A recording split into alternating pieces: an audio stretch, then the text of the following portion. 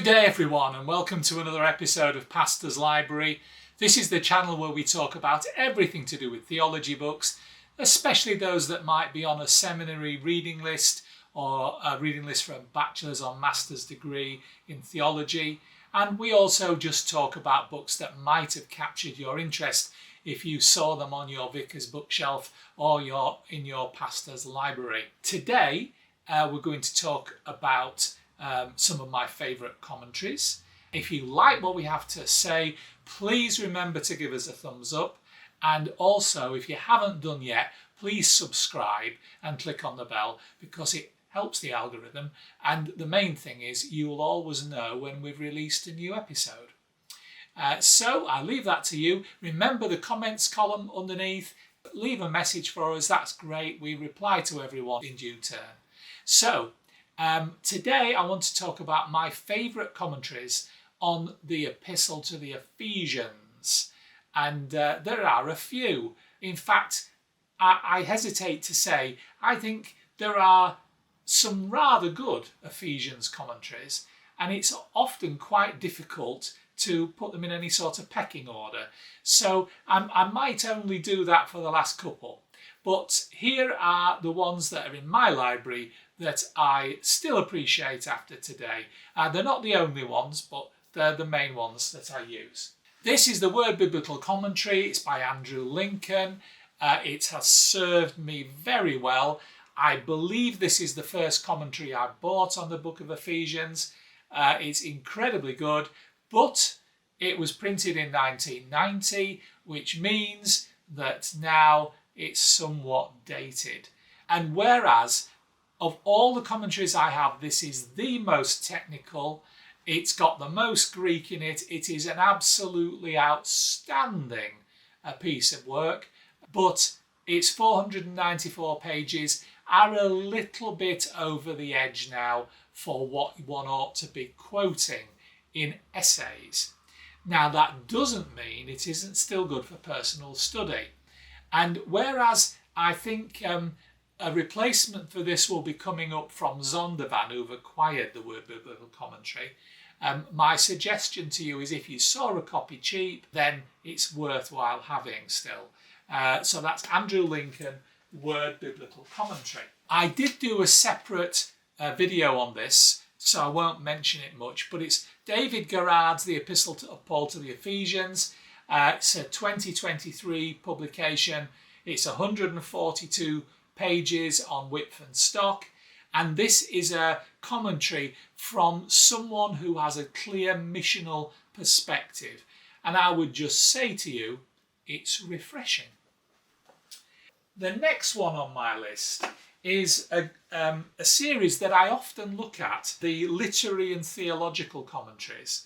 And this one is done by Bonnie Thurston, and it's called Reading Colossians, Ephesians and 2 Thessalonians, which means that this, which is a 2007 book, has only got 71 pages on Ephesians. And it is much more big picture rather than being verse by verse commentary. So it's a good one to read perhaps as a first look at Ephesians to get the big picture. I can't really say this is in my top few, but I do value it tremendously. A series which I often think is overlooked is the New Interpreter's Bible Commentary. This is volume 10. A fair amount of money, but in one volume like this you get Ephesians, Philippians, Colossians, 1 and 2 Thessalonians, 1 and 2 Timothy, Titus, Philemon, Hebrews, James, 1 and 2 Peter, 1, 2 and 3 John, Jude and Revelation, which isn't bad value. Now, in here you've got 101 pages on Ephesians. It's written by Femi Perkins, but it was published in 2015, so it's very up to date. I actually really like what she has to say in this. And whereas it isn't a commentary which would replace a 300 or 400 page more technical commentary, this is a commentary that's very accessible. It's academic enough for pastors, and you get great value if you consider how many books you're getting a commentary on. Recently, I've been collecting the Story of God commentaries. This one is by Mark Roberts. You may have come across him before. He's written some other stuff. This is 279 pages. It's 2016, so it's bang up to date. What I would say about this one is this is a very good commentary, but it's not so much a detail commentary as one that really helps you see what maybe Paul was driving at. My only comment really is that the author uses quite a lot of personal anecdotes, some of which make him quite vulnerable. And as much as that might seem strange, that has always appealed to me. I like a pastor, I like a preacher that makes themselves vulnerable to the congregation. So it's a worthwhile commentary, one that's very up to date. I believe there's a bit to be had from it, but maybe not one if you're looking for lots of detail. The NIVAC is by Klein Snodgrass. This was a 1996 volume, so this is probably coming up for renewal, if hopefully they do renewal. It's got 384 pages, so there's lots to look at, and like all of this range, it's focusing on the modern day application more than anything. So it's a very good commentary for preachers. I would just say one thing that caught my eye in this is that it has a very interesting, very healthy treatment of the issues of spousal abuse, particularly those suffered by women, which any pastor will have come across. And I found it helpful for that. The newest one in my library is this one by David De Silva, which is the New Cambridge Bible Commentary on Ephesians. In general, I find this series to be good. David De Silva is very hard to find anything he's written that isn't top-notch, really. He's a great theologian, a great academic, very, very good communicator. What I would say is that it's got a brilliant bibliography, one that's bang up to date, as this is a 2022 publication. It's got good exposition verse by verse, plenty of use of Greek, and I would say to you, if you stumbled on this as a reference for essay writing or for preaching, and you found this as your first one, you might find you quite happy with it and didn't look in a hurry for another one. It's a very well-rounded commentary, and quite frankly, I like this one. Here are a couple of others. I've recently done a separate video on this one.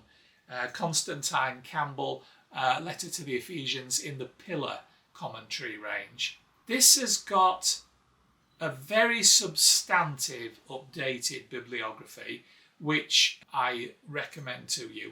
You know my issue on bibliographies. They are the best source of alternative reading material you will find. And if you like what someone's written, you really ought to like their bibliography. And I always use that as a pointer for myself. If you want to know more about this, look at the separate Pillar comments on Constantine Campbell versus Peter O'Brien, and it's a very, very good commentary. I think that one will probably take the test of time well. This is one from 2007. It's 382 pages, and this is Ben Witherington III's commentary on Philemon, Colossians, and the Ephesians. So you've got a substantive amount of this is on Ephesians. And what I would say about Ben Witherington is he's incredibly well read. You get an incredible bibliography for each of these letters. He's good at the broad picture, but he writes the broad picture on an enormous canvas, which means you've got big picture, but you've also got a lot of detail. And so I just find I get great clarity from Ben Witherington. Ben Witherington is much more of, this is what the Bible says, rather than there are many different academics who will say this, that, and the other. He's actually very well defined in his own thinking. So this one is pretty important to me. It's one that I would consult regularly.